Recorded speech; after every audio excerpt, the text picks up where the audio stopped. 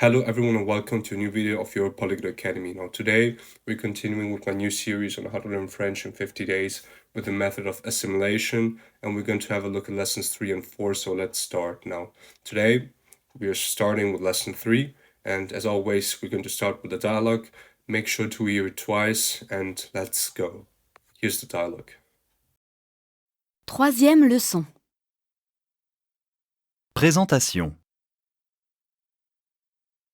Je me présente. Je m'appelle Sophie Mercier. Et voici mon ami, Loïc Legal. Il est breton.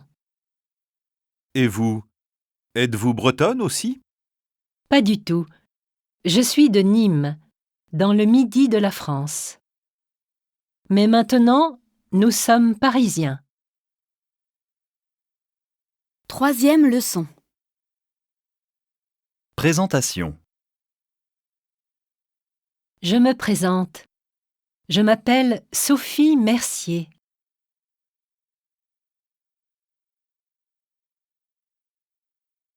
Et voici mon ami, Loïc Legal. Il est breton.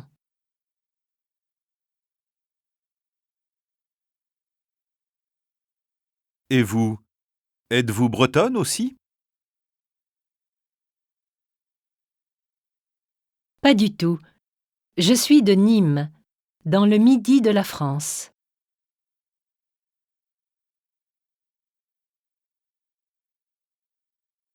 Mais maintenant, nous sommes parisiens. Did you understand everything? I hope so. Now, here's a translation of the dialogue. So it's lesson number 3, it's the third lesson, and the title is Introductions. Let me introduce myself, or I introduce me. I am Sophie Mercier. And here is my friend Loïc Degal. He's Breton. And you, are you Breton too? Not at all. I'm from Nîmes, in the south of France. But now we are Parisians. Okay, so that's the translation of the dialogue number 3. Now, there are some remarks that need to be mentioned about the dialogue. Firstly, appeler. The verb appeler means to call, and je m'appelle literally means I call myself. But in French, it's equivalent to my name is. Now, as we already saw, French can sometimes seem very formal, as we saw with s'il vous plaît for please, see note 3 lesson 2, but you'll soon get used to it. Now, secondly, we also saw in the last lesson that you can simply ask a question by raising the intonation of an affirmative phrase. Here's a more formal but very simple way of forming a question with the verb être, to be. You should simply switch the verb and the pronoun. So the affirmative sentence vous êtes breton formed as a question would be êtes-vous breton? So you're simply switching the verb with the pronoun. And these are the two ways of forming a question. Now, thirdly, also remember that every noun is either masculine or feminine, but some nouns, particularly those describing men and women, have two forms. Bretonne is in this case the feminine form of breton. Fourthly, the first person pronoun je, I, does not take an initial capital unless it is the first word of the sentence. So this is a very small difference in comparison to English. And now finally, remark number 5. Now you also know the main forms of être. Je suis, I am, il est, he is, vous êtes, you are, and nous sommes, we are. And these are the most important ones that you should know. Now finally, to conclude this lesson, here are 2 exercises. Firstly, you should translate these sentences.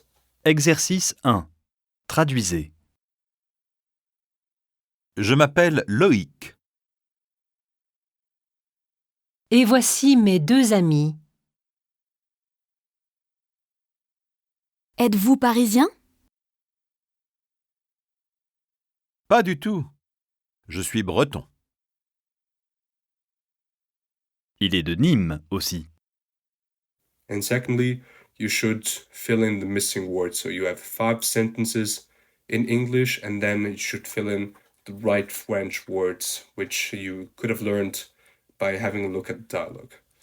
Have you understood everything and have you learned enough words? I hope so. And if that is the case, let's continue with lesson number 4. Now, firstly, as always, we're going to concentrate on the dialogue number 4, so please pay attention and make sure to listen twice. Ready? Let's go. Here's the dialogue. 4e leçon. L'heure. Pardon, est-ce que vous avez l'heure? Je n'ai pas de montre, mais je pense qu'il est 12h10. Mais comment le savez-vous? Parce que j'ai rendez-vous avec ma femme à midi. Et elle a toujours 10 minutes de retard. 4e leçon. L'heure. Pardon, est-ce que vous avez l'heure? Je n'ai pas de montre, mais je pense qu'il est 12h10.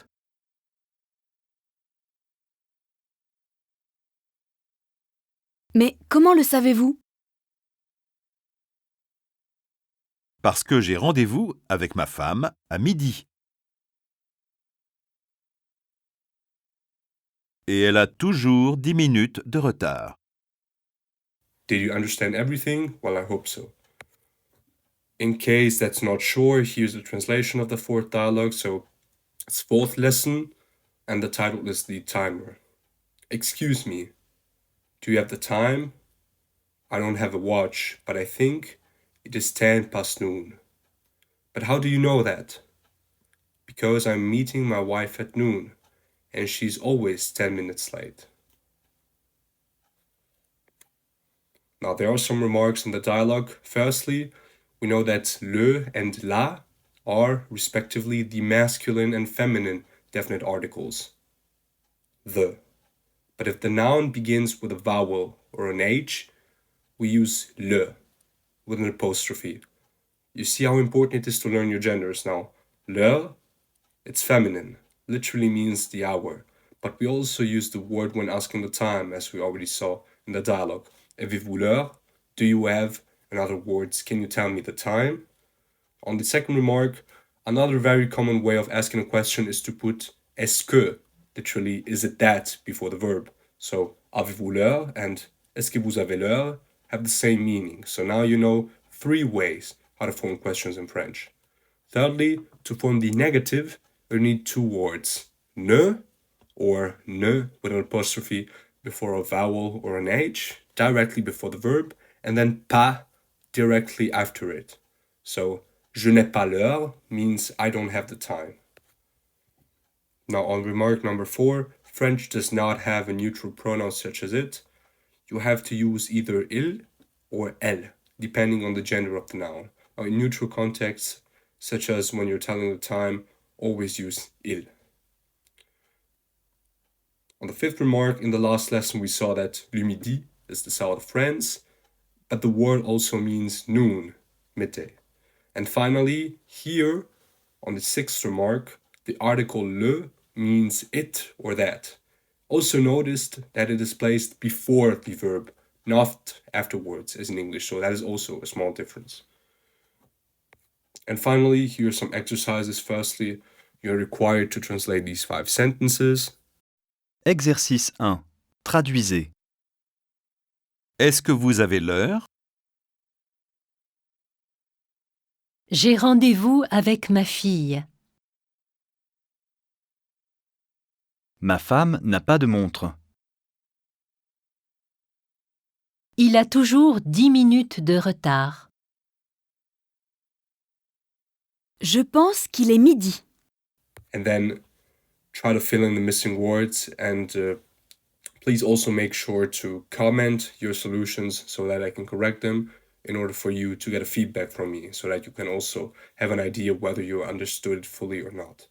And other than that, I hope that you enjoyed the lesson. I hope that you understood the dialogues, and if you have any questions or whatsoever, don't hesitate to leave a comment and ask me personally. And other than that, have fun in learning French, and I will see you with lessons 5 and 6 next time. Have a nice day. Goodbye.